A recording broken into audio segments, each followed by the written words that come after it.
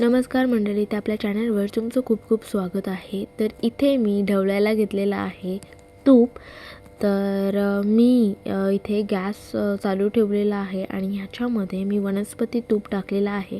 तुम्ही गाईचं तूपसुद्धा टाकू शकता, कारण गाईचं तूप चांगलं असतं, पण मला जमत नाही ते, त्याच्यामुळे मग मी वनस्पती तूपच जास्त म्हणजे त्याचाच जास्त सेवन करते। खूप कमी प्रमाणात गाईचं तूप यूज करते।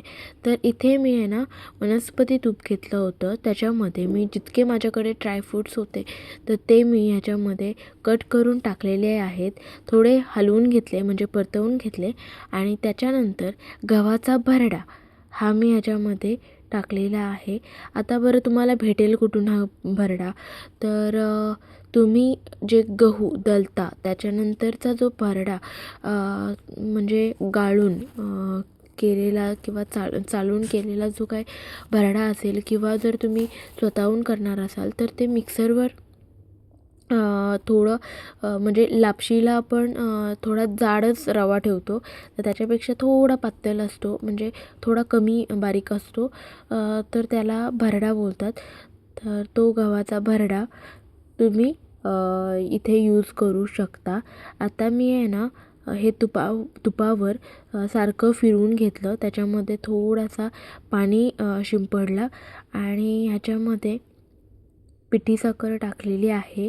पिठी साखर तुम्ही चवीपुरती टाकू शकता, किती तुम्हाला गोड प्रमाणात करायचं आहे त्यावेळेस तुम्ही करू शकता, किंवा साखर पण टाकू शकता, पण मी पिठी साखर टाकली कारण तो भरडा आहे आणि आपण साखर टाकणार मग ते विरघळेल कधी, मग तसं व्हायला नको, म्हणून मग मी ह्याच्यामध्ये पिठी साखर टाकलेली आहे। जसा आपण नॉर्मल रव्याचा शिरा बनवतो तसाच हा प्रकार आहे गव्हाच्या भरड्याचा शिरा। तर हे असं आपण परतवत राहायचं।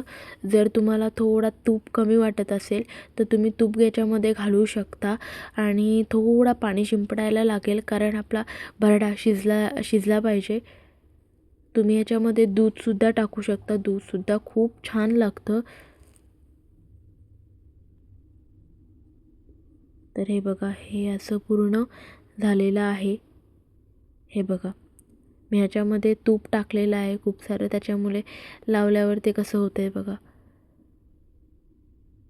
तर मी तूप आणि थोडा पाणी याच्यामध्ये टाकला होता आणि असंच हलवत राहिली, मग हा सुटा झाला आणि आपला शिरा खाण्यासाठी रेडी।